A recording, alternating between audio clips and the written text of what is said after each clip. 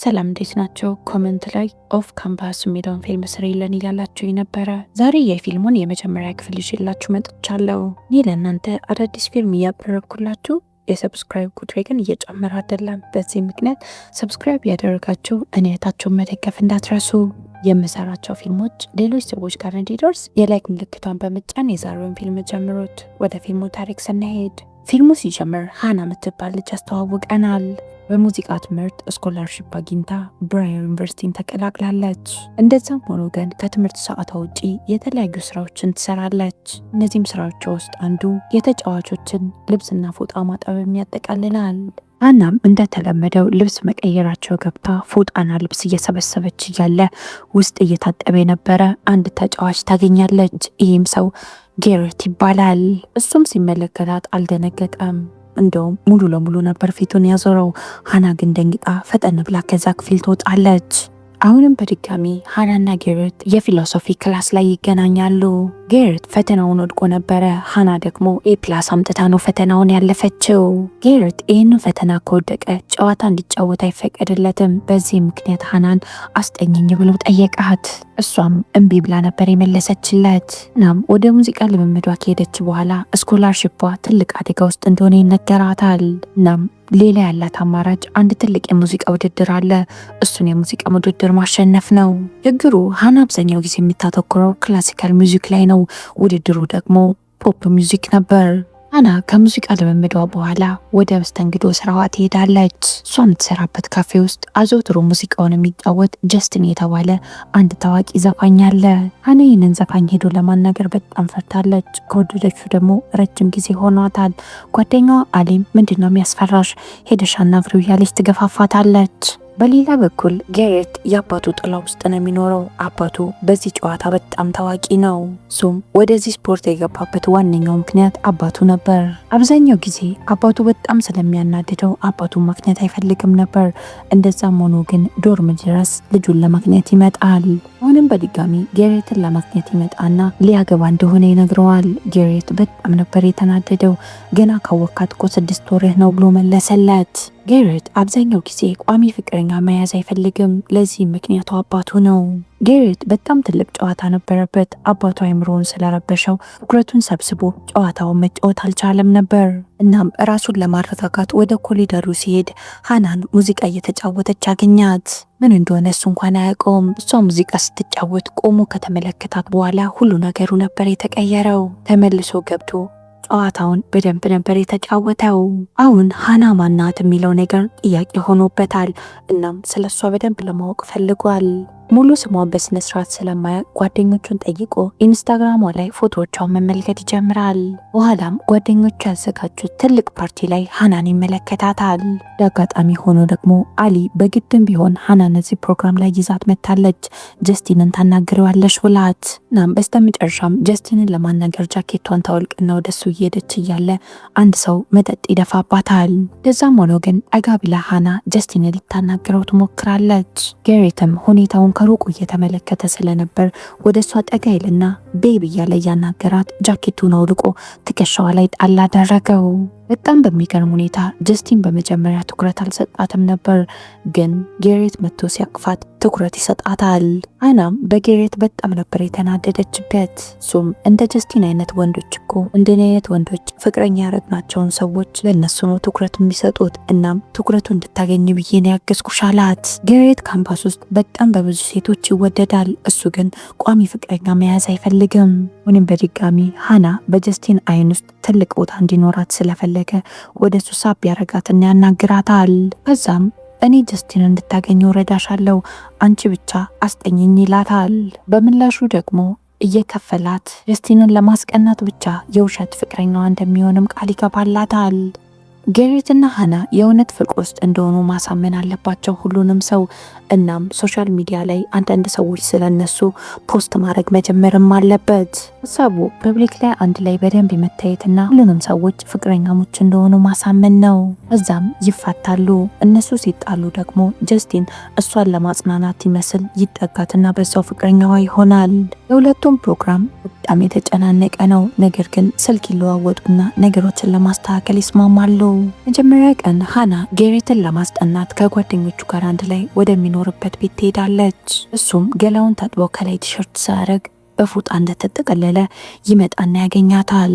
ጁልስ ካምፓስ ውስጥ እየተካሄደ ስላሉ ሚስጥራዊ ነገሮች ውስጥ የምታደርግበት ዌብሳይት ስላላት መጀመሪያ እሷን ለማሳመን ነው እየሞከሩ ያሉት። ነገሩ ጌሬት ፊሎሶፊ ትምህርት ሳይገባው ቀርቶ አይደለም። ነገር ግን አብዛኛው ጊዜ ፈተናና ፕሬዘንቴሽን ለሚያመጣቸው ውጤቶች በጣም ዝቅተኛ ናቸው።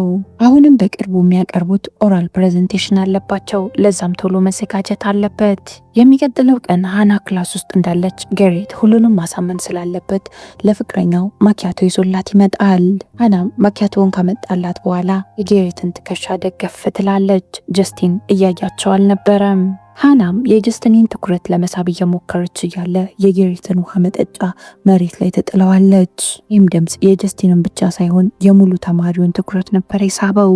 ሃናና ጌሬትም አንድ አጋጣሚ ያገኛሉ። ዩኒቨርሲቲ ውስጥ አንድ ትልቅ ፓርቲ ይዘጋጃል። እዛ ፓርቲ ላይ ደግሞ ጀስቲንም ይገኛል። ይሄ ማለት ሃናና ጌሬት ፍቅራቸውን ለማሳየት ለነሱ ጥሩ አጋጣሚ ነው። የሃናም የቅርብ ጓደኛ አሊ ስለ ውሸት ግንኙነታቸው ስለምታውቅ ለሁለቱም በጣም የሚያምር የሚለብሱት ልብስ መምረጥ ትጀምራለች። ጌሬትም እንደ ጀስቲን አይነት ወንድ እንዲወድሽና ትኩረቱ አንቺ ላይ እንዲሆን የምትፈልጊ ከሆነ በደንብ መዘነጥ አለብሽ አላት። እንደዛም ሆኖ ግን ሃና ባገኘችው አጋጣሚ ጌሬትን ታስጠናዋለች። እሱም ሰዎች ፊት እንዳይታወቅባቸው ፍቅራቸውን እንዴት ማስጌድ እንዳለባቸው ይመክራታል።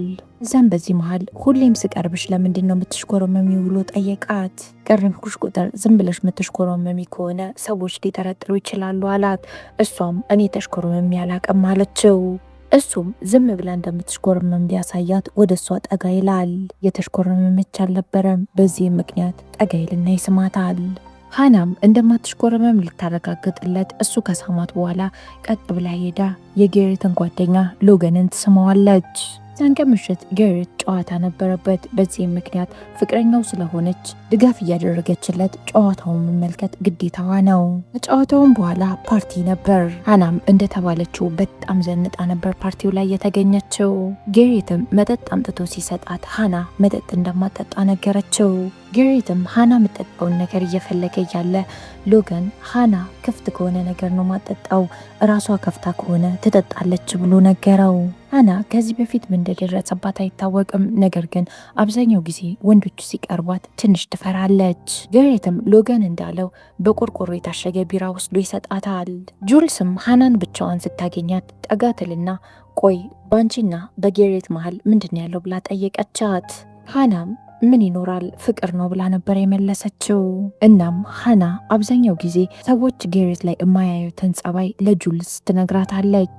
ጌሬትም በቆርቆሮ የታሸገ መጠጥ ይዞላት ሲመጣ ሃና ደስ ብሏት ጉንጩን ትሰማዋለች። ጁልስ ቀስ በቀስ እያመነቻቸው እየመጣች ነው። እዛም ጀስቲን ወደ ፓርቲው ከመጣ በኋላ ሃናና ጌሬት አንድ ላይ እጅ ለእጅ ተያይዘው ወደ ሩም ይገባሉ። ወደሚተኙበትም ክፍል ከገቡ በኋላ ጌሬት ቀደም ብሎ ይሄድና አልጋው ላይ ጋደም ይላል። ሃናም አልጋውን ለሷ ለቆላት መሬት እንዲተኛ ነበር የፈለገችው። እሱ ግን አልጋው ይበቃናል፣ ሁለታችንም አልጋው ላይ መተኛት እንችላለን አላት። የተወሰነ ከተጨቃጨቁ በኋላ ጌሬት ልብሱን ሲያወልቅ ሰውነቱ ላይ የበለዘ ነገር ስትመለከት በቃ እሺ አልጋ ላይ ተኛ አለችው። ጌሬትም ገና ለገና ቁስሌን አይተሽ አዝነሽልኝ አልጋ ላይ ተኛ ስላልሽኝ መተኛት አልፈልግም አላት። ሁለቱም በጣም ደረቅ ከመሆናቸው የተነሳ አልጋው ባዶ ሆኖ መሬት ላይ ይተኛሉ። ሁለቱም በተለያየ አቅጣጫ አልጋው ላይ ተኝተው ሶሻል ሚዲያ እየጎረጎሩ ያዩትን ነገር እያወሩ ነበር። በስተመጨረሻም ጁልስ ፍቅረኛሞች እንደሆኑ ሶሻል ሚዲያ ላይ ፖስት አደረገቻቸው። ጌሬት በአባቱ ምክንያት ምን ያህል ብዙ ጫና እንደሚደርስበት ይነግራታል። እንደ እውነቱ ከሆነ ያለዚህ ስፖርት እኔ ማንነቴን በቅጡ እንኳን ማውቀው አይመስለኝም አላት። ሃናም ስለ ሙዚቃዋ ታወራለታለች። እሱም ኢንስታግራሟ ላይ ያየውን አንድ ቪዲዮ በጣም እንደወደደው ነገራት። እናም እዚህ ትምህርት ቤት ውስጥ ለመቆየት አንድ ትልቅ የሙዚቃ ውድድር ማሸነፍ እንዳለባትም ትነግረዋለች። ነገር ግን እንደ ድሮ ቶሎ አዳዲስ የሙዚቃ ግጥም መጻፍ እንደከበዳት ነገረችው። በዚህ ምክንያት ሁለቱም አልጋ ላይ ወጥተው ማውራት ይጀምራሉ። እሱም የጀስቲንን ሙዚቃ ከፍቶ ያሰማትና ከሱ ጋር አንድ ላይ ብትሰሪ ብዙ ነገር ይረዳሻል አላት። ጠዋት ላይ ጌሬት ከእንቅልፉ ሲነቃ ሃናን አቅፏት ነበር የተኛው። ወደ ቤት የሚመለሱበት ሰዓት ይደርስና ጌሬት የተጫዋች ባስ ውስጥ ይገባል። ሃናም ባስ ውስጥ ቁጭ ብላ ያለ ጀስቲን መጥቶ አጠገብሽ ልቀመጥ ብሎ ይጠይቃታል። ሃና በጣም ነበር የተደሰተችው። በሌላ በኩል ጌሬት በመስኮት እየተመለከታቸው ስለነበር በጣም ተናዷል። በሌላ በኩል የሃና ጓደኛ አሊ ከፍቅረኛዋ ሻውን ጋር ያላቸው ግንኙነት ትንሽ እየሻከረ ስለመጣ እሱን ለማስተካከል ይዛው ወደ ፓርቲ ትሄዳለች። እዛም እንጨፍር ስትለው አልጨፍርም ሲላት ምንም አማራጭ ስለሌላ ብቻዋን መጨፈር ጀመረች። የጌሬት ጓደኛ ዲንም ስትጨፍር ሲመለከታት አይኑን ከሷ ላይ መንቀል አልቻለም። ጠጋይልና አብሯት መጨፈር ይጀምራል። ሃና ጀስቲን ባስ ውስጥ አጠገቧ ከተቀመጠ ቀን ጀምሮ ስለሱ ህልም ማለም ጀምራለች። ጀስቲንን በሙዚቃ ውድድሩ እንዲያግዛት ጠይቀው እሺ ብሎ ስለተስማማ ከጌሬት ጋር ለማጥናት የሚገናኙበትን ሰዓት ትንሽ ገፋ ለማድረግ ይስማማሉ። ጌሬት ከንግግሩ የሆነ የደበረው ነገር እንዳለ ያስታውቃል። ደጋግማ ብትጠይቀውም እረኔ አልደበረኝም ነው ሚላት። በስተመጨረሻም ራስሽን ዝቅ አታድርጊ፣ አንቺ በጣም አሪፍ ሰው ነሽ ብሎ ይመክራታል። በስተመጨረሻም ሃና ጀስቲንን አግኝተው ሙዚቃቸውን ለመጻፍ ይገናኛሉ።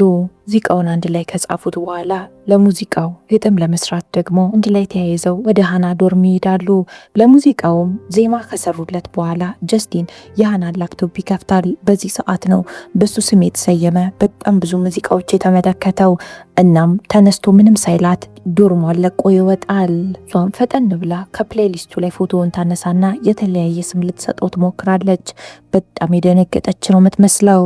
ከጌሬት ጋር የነበራቸውን የጥናት ሰዓታቸውን ገፋ አድርገው ስለነበረ እሱን ለማስጠናት ወደ እሱ ዶርም ሄደች። እናም ባየችው ነገር በጣም ነበር የደነገጠችው። ጌሬት ከሌላ ሴት ጋር እየተሳሳመ ነበር። የፍቅር ግንኙነታቸው የውሸት እንደሆነ እያወቀች ሃና በጣም ነበር የተናደደችው። እናም ተናዳ ከዶርሙ ቶሎ ብላ ትወጣለች። ኦፍ ካምፓስ የተሰኘው የመጀመሪያው ክፍል ይህንን ይመስላል። ክፍል 2ን ነገ ይዤላችሁ እንድመጣ የምትፈልጉ ከሆነ ኮመንት ላይ ክፍል 2 ብላችሁ ጻፉልኝ እና ደግሞ ክፍል 2 እንዲደርሳችሁ ሰብስክራይብ ካላደረጋችሁ ሰብስክራይብ እያደረጋችሁ የደውል ምልክቷን መጫን እንዳትረሱ። ወዳችኋለሁ። ቻው